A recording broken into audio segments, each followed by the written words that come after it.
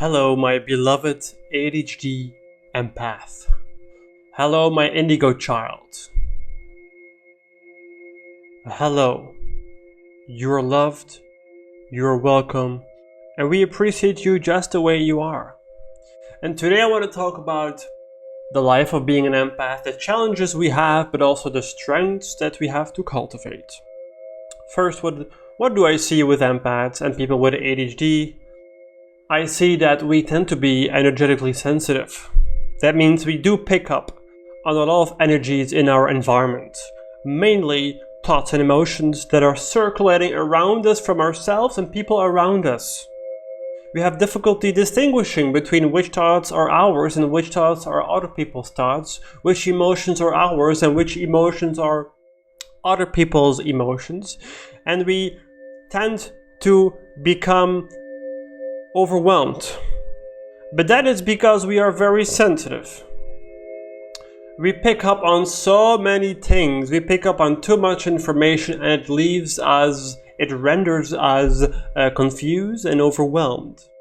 But people that are empaths and as well ADHD people that are empaths as well, like me, you have to understand one thing. Your sensitivity can be used for good.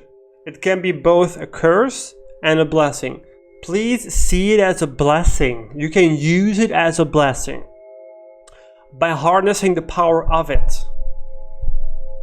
Many people with heightened sensitivity make excellent healers, psychics, intuitives, healers in some way, shape, or form. So please learn to not only become present and more grounded, but also learn to harness that sensitivity by learning how to perhaps steer energy and make it go in accordance to your own will. Acknowledge your strength, my friend. You were born sensitive for a reason. Believe that.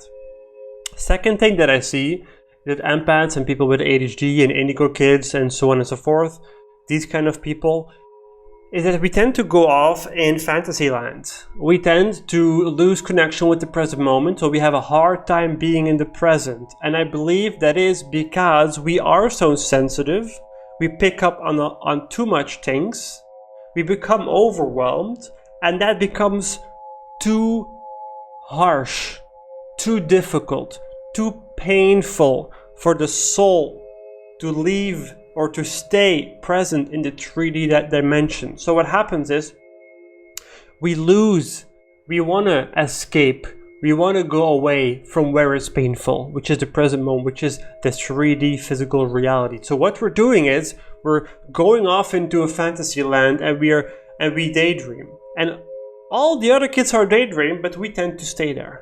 We tend to stay there too long because we enjoy it so much more, because it's so much nicer than the painful present moment where everything is too much and we are being bombarded with stimuli and our brains are becoming overwhelmed and we just cannot handle everything, and it's normal to want to escape as a young child. So what happens, we go off in the fantasy land, and because it's peaceful and joyful there, we tend to stay there too long. And what happens is, as we evolve throughout our childhood and teenage years, we become up in the head too much. And people start to see us as airy-fairy, being too much up in the head, being from a different planet.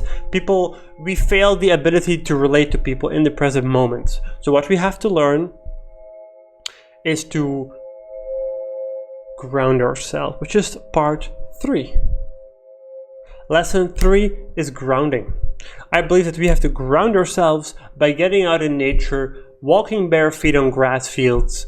I believe that we have to reconnect with nature, with our original environment in which we grew up in as animals, as apes, as our ancestors did.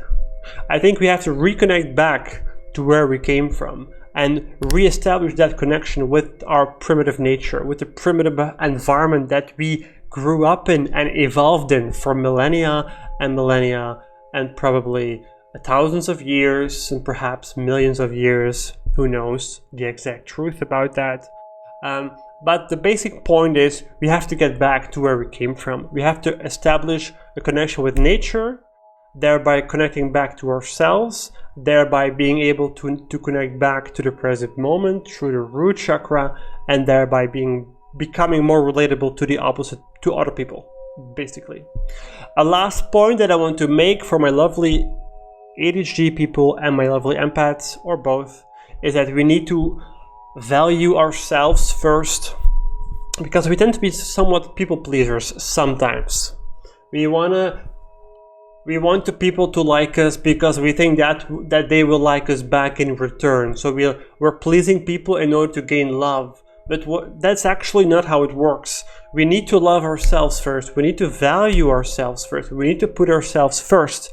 And when people see that, then they will reflect that value back to us. Because if you value yourself truly, people are going to respect that. People are going to see that you have a high self-esteem, and they're going to give that value back to you. They're going to mirror that value back to you. They're going to provide you with more respect and value and love sometimes. So it's not a matter of pleasing people to gain more love. If you want to have more respect and value and love and consideration of other people around you, increase your status, increase your self-esteem, increase your power, and people will reflect that back to you. Okay. I love you.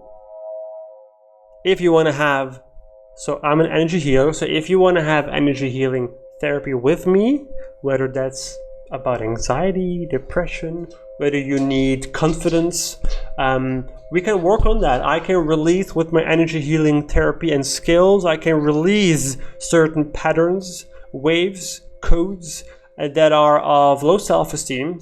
I can dissolve them gradually but slowly and make you a more confident person. I can do the same with regards to depression. I can do the same with regards to anxiety feelings. And yeah, it's a very interesting job. All right, guys, I love you. Hope you enjoyed this. Speak to you very soon.